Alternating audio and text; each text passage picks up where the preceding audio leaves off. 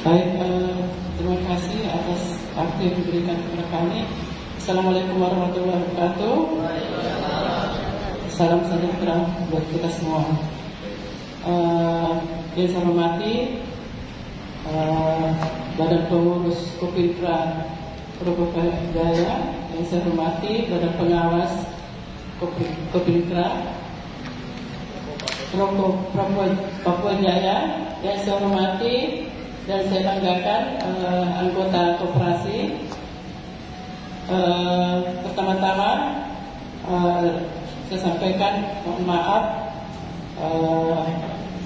dari Kepala Dinas bahwasanya beliau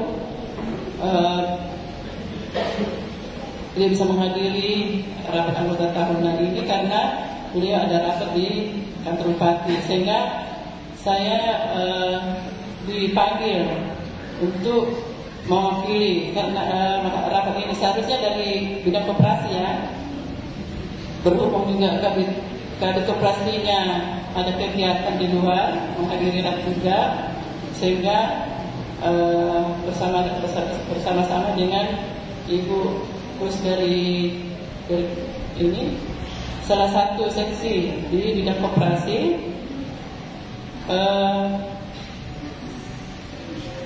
Ya, saya di bidang industri Pak. Ya, dulunya saya juga di koperasi. Ya, dari tahun 2006 pengangkatan di koperasi sampai tahun 2010 baru pindah di bidang industri. Terus dari bidang 2010 bidang industri sampai 2016. Kemudian dari 2017, 18 2 tahun bisa dengan perindustrian perdagangan yang dulunya kantornya berkantor di Jantrikora sebagai sekretaris. Terus tahun 2019 kembali lagi bergabung Pak di perindustrian perdagangan. Jadi nomenklaturnya dulu sebelum bisa dengan koperasi UKM perindustrian perdagangan. Setelah bisa koperasi UKM 2 tahun bisa rujuk lagi kembali Pak dengan perindustrian perdagangan. Kembali lagi ke bidang industri, bidang perindustrian. Jadi tahun depan saya sudah pensiun Pak. Iya. Alhamdulillah, tidak henti-hentinya kita mengucap puji syukur kehadirat Allah Subhanahu Wa Taala atas rahmat dan karunia-Nya. Kita senantiasa dalam keadaan sehat walafiat, dapat menjalankan aktivitas kita sehari-hari.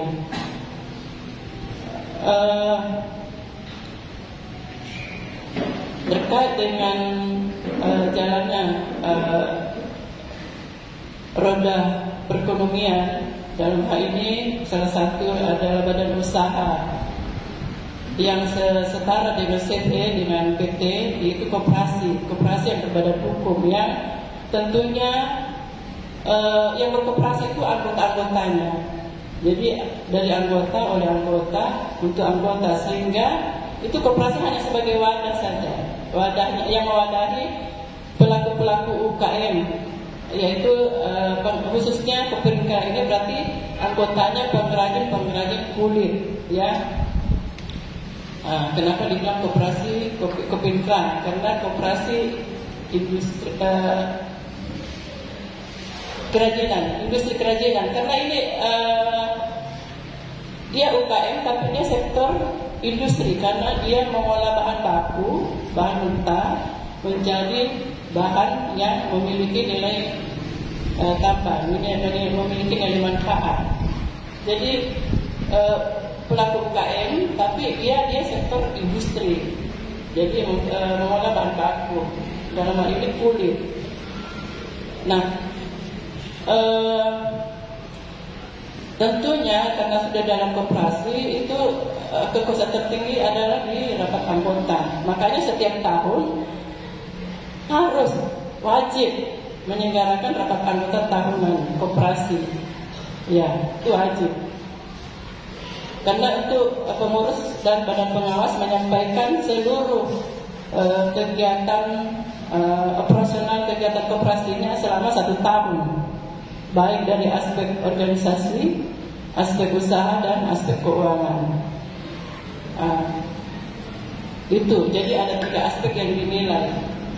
Nah, ini saya mau bertanyakan, apakah setiap tahun melaksanakan rapat anggota? Oh, iya. Iya, ya memang harusnya begitu, jadi wajib itu setiap tahun. Nah, itu dikatakan koperasi sehat ketika melaksanakan rapat anggota setiap tahun. Dan itu pun pemerintah mengevaluasi, memfasilitasi ketika itu koperasinya erat. Iya. Iya, kebetulan saya di bidang industri, kami sudah memfasilitasi dalam bentuk bantuan mesin peralatan. Nah, tentunya itu dalam jadi begini, pelaku-pelaku usaha ini kan dalam bentuk kelompok. Nah, kelompok ini, tapi karena khusus ini koperasi kerajinan kulit, jadi tidak ini. Jadi kalau koperasi lain itu kan ada beberapa unit usaha. Kalau ini khusus kulit ya, tidak ada unit usaha lain.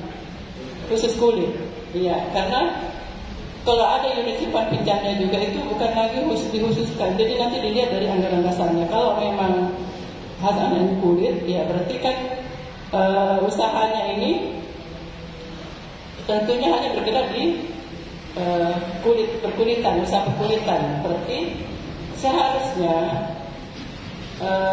ini kan aspek organisasi itu jelas ya, rapat anggota, kemudian pengurus, pengawas, ya, masuk kepada aspek usaha berarti ada manajer. Tapi karena ini satu kegiatan usaha sehingga sebaiknya, namanya kan manajemen usaha, berarti sebaiknya ada bagian-bagian yang ada penanggung jawab yang diberikan, misalnya bagian pengadaan bahan baku atau bagian bahan bantuan atau penunjangannya.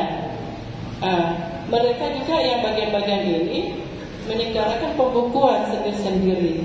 Jadi sehingga pengurus sebetulnya tinggal mengkoordinir masing-masing bagian-bagian ini. Macam di perusahaan-perusahaan begitu kan, ada bagian-bagiannya. Iya. Kemudian contohnya ada bagian, karena saya lihat di sini laporannya ada pembelian kulit ya. Nah, itu bukan bendahara yang mencatat itu pembelian kulit, tapi dari bagian yang diberikan tanggung jawab. Iya. Jadi ada anggota manajer yang dipercayakan untuk menyelenggarakan pembukuan, ya, pencatatan terkait dengan pengadaan bahan baku nih, bahan kulit ini. Nah, termasuk di dalamnya ketika dia kulit ini dibeli mentah, kemudian disamak. Nah, tentunya dia yang nanti mencatat berapa ininya, harga pembeliannya, berapa biaya penyamakannya. Artinya dia yang menyelenggarakan pembukuan pencatatan. Kemudian mungkin ada semacam bahan-bahan yang diperlukan dari anggota menunjang produknya ya. Itu juga maksudnya apakah efektifnya hanya satu orang yang dikasih tanggung jawab itu, atau tapi efektifnya satu orang aja ya. Jadi dia yang mencatat semua transaksi terkait dengan usaha itu, pengadaan mungkin macam alat-alat itu, bahan-bahan sama ya, penyamakan ya, obat-obat ya. Nah, kemudian aksesoris mungkin nanti kan didistribusikan ke anggota-anggota. Nah, itu semua nanti ada pembukuannya supaya jelas. Kemudian mereka yang menyelenggarakan pencatatan pembukuan, kemudian bagian pemasaran juga ya, pemasaran. Nah tentunya itu dari masing-masing. Ini kan dia koperasi, berarti sudah dia sebagai wadah saja. Jadi memang diharapkan partisipasi aktif daripada anggota-anggota. Karena kalau tidak berpartisipasi aktif, nanti koperasinya tidak bisa jalan. Ini koperasinya hanya wadah saja. Jadi seperti ini, wadah. Ini isinya kue ini. Nah, bagaimana supaya koperasi berjalan baik? Tentunya anggota-anggotanya ini harus berpartisipasi aktif di dalamnya. Iya, itu daripada aspek usaha. Kemudian aspek keuangan. Nah, ini apakah ini nanti antara unit ini berkoordinasi dengan bendahara, nanti menyampaikan laporan menyangkut keuangannya ya, sehingga di bagian keuangan inilah yang nanti merekap seluruh transaksi keuangan, baik dari bagian pengadaan bahan baku maupun penyamakan maupun pemasaran, begitu. Jadi tinggal menerima laporan dari pengurus, sebetulnya tinggal menerima laporan dari bagian-bagian yang beri tanggung jawab untuk menangani usaha. Kemudian kalau badan pengawas, ya badan pengawas itu tidak harus setiap tahun baru melaksanakan pengawasan pemeriksaan. Jadi namanya badan pengawas itu mengaudit seluruh kegiatan koperasinya. Jadi bukan hanya melihat-lihat, tapi mengaudit, memeriksa pembukuannya, baik dari bagian manajer atau karyawan yang bertanggung jawab untuk menangani usaha itu, maupun kepada pengurusnya. Iya, jadi diauditnya. Jadi kalau artinya kan ini sudah ada, misalnya anggotanya berapa. Ini saya lihat ini tugasnya badan pengawas sebetulnya. Saya lihat ini anggotanya, di daftar anggotanya di sini ada 64, sementara di laporannya sini 61. Nah, artinya badan pengawas bertanyakan kepada pengurus, kenapa bisa beda? Terus saya terima informasi, katanya 67 ya. Nah, berarti ini perlu dipahami semua ya, anggota koperasi ini. Kalau anggota koperasi penuh, berarti dia sudah bayar simpanan pokok dan simpanan wajib, ya. Kalau koperasi melayani tapi belum membayar kewajibannya sebagai anggota, yaitu simpanan pokok dan simpanan wajib, berarti baru calon anggota. Nah, diharapkan yang dilayani jadi anggota penuh, ya, begitu. Sehingga pada saat pembagian SHU, jelas perlakuannya juga beda antara anggota yang penuh dengan anggota yang yang calon anggota, begitu. Saya kira ini hanya sebagai ini aja ya, supaya lebih baik lagi ke depan. Ya, mudah-mudahan semua itu kita perlu saling memberikan ilmu yang bermanfaat untuk kemajuan bersama. Jadi sebetulnya anggota koperasi juga ya sewaktu-waktu memberikan masukan kepada pengurus ya terkait dengan kemajuan koperasinya. Nah, nanti ketika ada, jadi pengurus dengan pengawas juga itu kalau bisa lebih intens lah untuk bertemu, untuk bagaimana supaya koperasinya kita itu lebih lagi, lebih jalan lebih bisa maju lagi gitu. Iya. Jadi jangan jadi anggota pasif. Ya, kalau bisa ya lebih aktif lah. Nanti dibilang koperasi mau mati siang mati sore, tinggal nama saja. Iya, sebetulnya itu tergantung anggotanya. Apa artinya sebuah badan organisasi kalau anggotanya tidak aktif? Ya, iya. Pengurus ini hanya dipercayakan untuk mengelola. Ya, jadi anggota punya hak untuk ini juga ketika ada masalah disampaikan, artinya diadakan pertemuan, dimusyawarahkan ya, dibicarakan bagaimana supaya untuk kemajuan koperasinya. Kurang lebihnya mungkin itu ya yang bisa saya sampaikan. Harapan kita semoga Kopintra Proko Papua Jaya setiap tahun melaksanakan rapat anggota, kemudian anggota-anggotanya semua semangat ya, berusaha ya, karena ini seperti yang tadi disampaikan Pak Ketua bahwa piring kita itu di sini, ya. Jadi begitulah namanya kita berorganisasi, ya tentunya harus ada pertemuan untuk menyelesaikan masalah. Jadi jangan ada masalah cuma diomongin di belakang. Bagaimana mau menemukan titik permasalahannya untuk mencari jalan keluarnya. Jadi tidak hanya melalui rapat anggota tahunan. Jadi rapat anggota tahunan itu sebetulnya hanya menyampaikan seluruh kegiatannya selama 1 tahun. Tapi ketika ada hal-hal penting yang harus dibicarakan, ya itu pertemuan. Nah, disinilah ada namanya buku organisasi manajemen, itu ada beberapa itu diisi. Nah, itu salah satu bagian untuk pengurus mengambil keputusan terkait dengan ini jalannya koperasinya dari masukan-masukan dari anggota.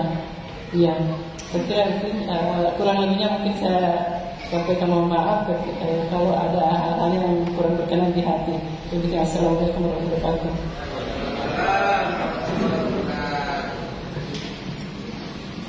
Baik, terima kasih Ibu telah menyampaikan sambutannya. Dan sebelum kita masuk dalam pembacaan quorum rapat oleh sekretaris, kita akan ada sesi tanya jawab yang akan dipimpin langsung oleh Bapak Ketua Asabur sendiri.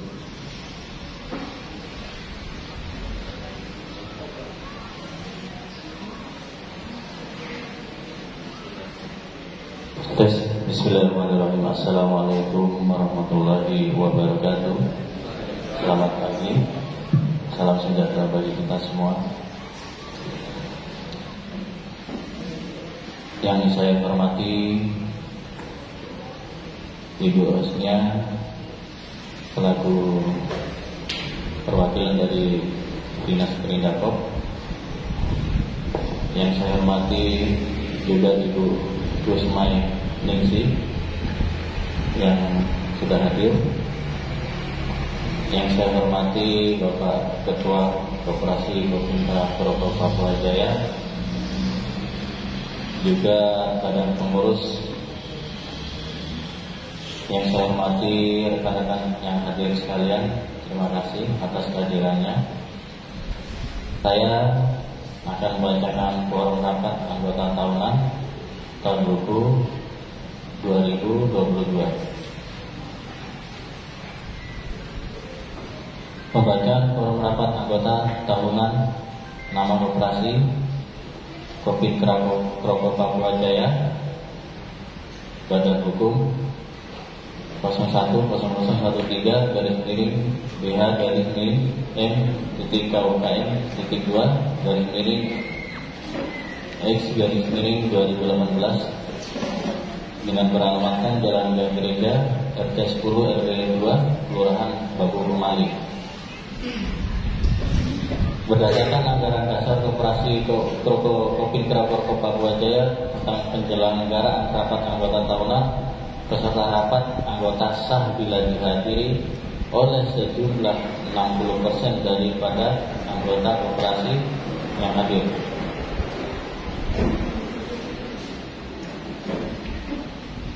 Tata tertib tertib rapat anggota tahunan, ya ini waktu dan tempat pasal 1. Rapat ini bernama Rapat Anggota Tahunan Koperasi Kopi Kraton Kopajaya untuk tahun buku 2022 yang diselenggarakan di Merauke, Distrik Merauke, Kabupaten Merauke. Bab 2 dasar, pasal 2. Rapat anggota tahunan ini dilaksanakan berdasarkan 1. Undang-Undang Nomor 25 Tahun 1992 tentang perkoperasian beserta penjelasannya, khususnya pada pasal 30 ayat 1 dan pasal 31. 2. Anggaran dasar koperasi Kopi Kraton Papua Jaya tentang pertanggungjawaban pengurus dan badan pengawas serta penggunaan hasil usaha dana dan wajib melaporkan kepada rapat anggota. Bab ketiga, maksud dan tujuan. Pasal 3 yakni 1. Rapat anggota tahunan bertujuan untuk menyampaikan pertanggungjawaban pengurus badan pengawas kepada anggota tentang hasil pelaksanaan kerja untuk tahun buku 2022.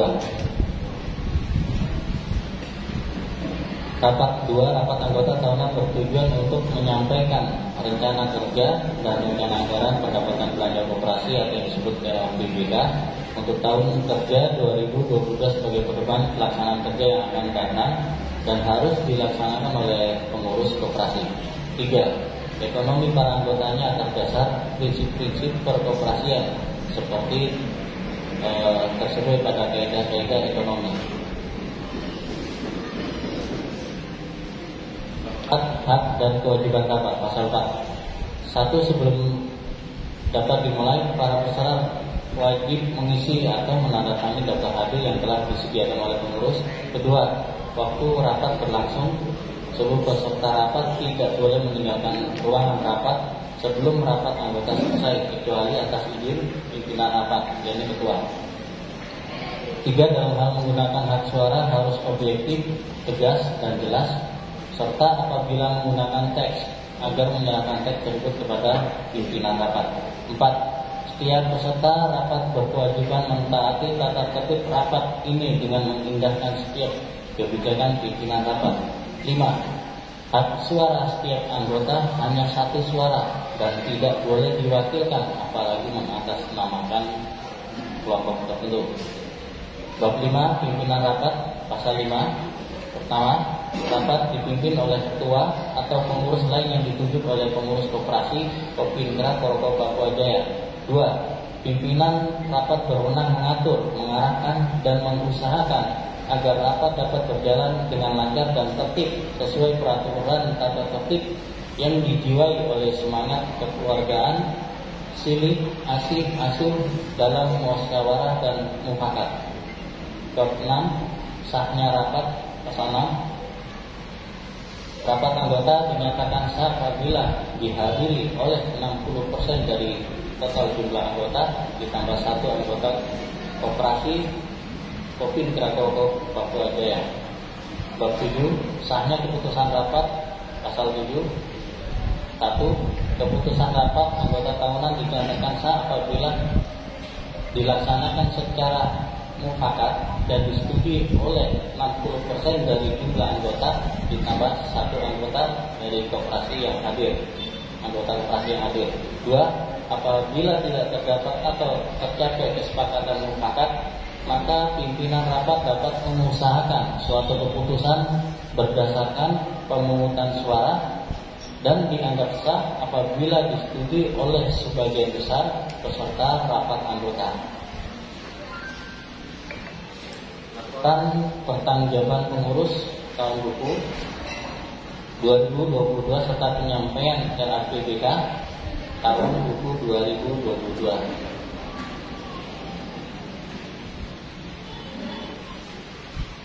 Di bidang kepengurusan, Ketua Bapak Muhammad Syakur Siddiq, Sekretaris Bagus Prasetyo, Bendahara Bapak Husni Hidayat, Wakil Ketua Bapak Selamat, dan Badan Pengawas diketuai oleh Bapak Samsul Aziz, anggota Bapak Abdullah Al-Satori, juga Bapak Saiful Anam. Jumlah anggota ini diawali berjumlah 20 orang, yang ini mengalami penambahan anggota sebanyak 61 orang sampai saat ini. Dengan rincian laki-laki 53 orang, perempuan 8 orang. Adapun calon anggota yang masuk, ya ini ada 2 orang laki-laki. Di bidang permodalan, modal kita untuk saat ini per 31 Desember 2022 yakni Rp183.175.000.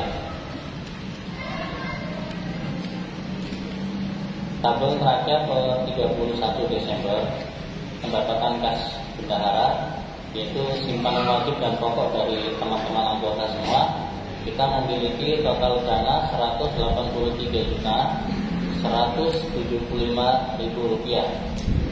Kemudian kami dari pengurus mengadakan pembelian bahan baku kulit sapi dengan membelanjakan sebesar Rp30.348.500. Kemudian pemasukan kulit sapi yang sudah terjual sebanyak Rp10.283.000. Kemudian ada pun piutang yang belum terselesaikan yakni Rp20.065.000. Biaya rak di tahun kemarin ada Rp405.000. Aset atau inventaris pada koperasi ini memiliki tanah senilai 48 juta. Kemudian meja, kipas, salon aktif semua bertotalkan Rp53.330.000.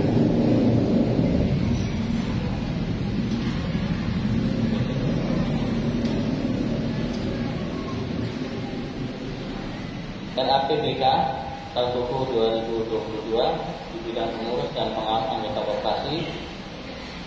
Pengurus berhak memberikan pelayanan yang maksimal terhadap anggota koperasi Kopi Kraton Papua Jaya, dan ini sudah berjalan mendatangkan bahan baku kulit sapi untuk keperluan dan kebutuhan anggota koperasi. Pada bidang pengawas memiliki wewenang untuk memantau jalannya kinerja pengurus agar tidak terjadi kesalahan dalam pengelolaan usaha koperasi. Di bidang simpanan wajib dan pokok itu Rp50.000 per bulan dan wajib Rp1 juta. Bab penutup pasal 8, hal-hal yang belum diatur dalam peraturan tata tertib ini akan ditentukan oleh pimpinan rapat atas dasar persetujuan peserta rapat.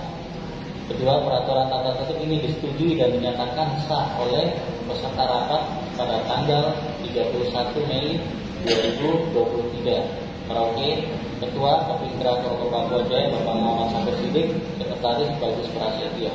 Demikian pembacaan forum rapat yang dapat saya sampaikan kepada rekan-rekan anggota sekalian. Untuk selanjutnya, adapun pembacaan dari badan pengawas terhadap kinerja pengurus yang akan dibacakan oleh Bapak Saiful pada beliau, dipersilakan.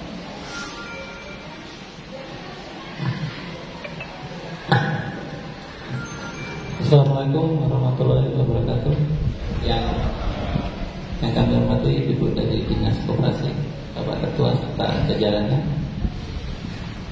Laporan pertanggungjawaban hasil pemeriksaan Badan Pengawas Koperasi Kopi Kraton Papua Jaya tahun buku per 31 Desember 2022. Puji syukur kita panjatkan kehadirat Allah Subhanahu wa Ta'ala yang telah melimpahkan segala rahmatnya sehingga kita dapat berkumpul di sini. Berdasarkan hasil pemeriksaan yang kami laksanakan sampai dengan 31 Desember 2022, dapat kami sampaikan beberapa hal di antaranya. Dalam bidang usaha, dalam hal ini pengurus mendatangkan bahan baku kulit sapi dari Jawa dijual kembali kepada semua anggota Komunitas Pokok Papua. Pengurus juga mengusahakan untuk mendirikan cita-cita pembuatan penangkaran ke depannya dan showroom galeri kulit. Dengan tersusunnya rencana kerja pengawas tahun 2022, diharapkan kegiatan pengawasan menjadi lebih terarah. Rancangan rencana kerja ini disajikan secara singkat, namun tidak mengurangi maksud dan tujuan kegiatan pengawasan koperasi Kopi Kraton Papua Jaya. Kegiatan pengawasan dilaksanakan secara transparan sehingga mampu memberikan pelayanan terbaik kepada anggota dan mitra kerjanya. Kami mohon dukungan dan peran serta anggota dalam mengawasi berbagai kegiatan koperasi.